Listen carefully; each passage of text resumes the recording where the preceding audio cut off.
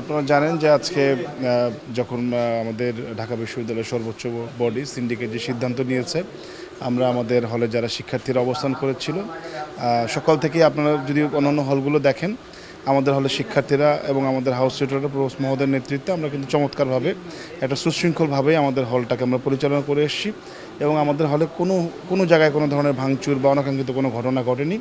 এই জন্য আমাদের যারা সাধারণ শিক্ষার্থী ছিল তারা আমাদেরকে সর্বোচ্চ সহযোগিতা করেছে এবং যখন বিশ্ববিদ্যালয়ের সিন্ডিকেট থেকে যখন আমাদের সিদ্ধান্ত এসছে, আমরা আমাদের শিক্ষার্থীদেরকে জানিয়েছি, তারা এই বিশ্ববিদ্যালয়ের সিদ্ধান্তকে সম্মান করে তারা সবাই হল ত্যাগ করে তাদের তাদের বাড়িতে বা যেখানে যাদের যে অবস্থায় আছে তারা হল ত্যাগ করে সেখানে চলে গেছে। এখন আমরা হলে আমাদের কোনো ছাত্র এই মুহূর্তে আমাদের হলে নাই।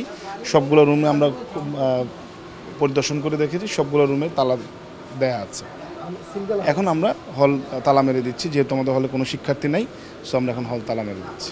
আমাদের হলে শিক্ষার্থীরা তারা এই সিদ্ধান্তকে সম্মান জানিয়ে তারা সবাই নির্দিষ্ট সময়ের মধ্যেই আসলে হল ত্যাগ করে তারা নিরাপদে চলে গেছে।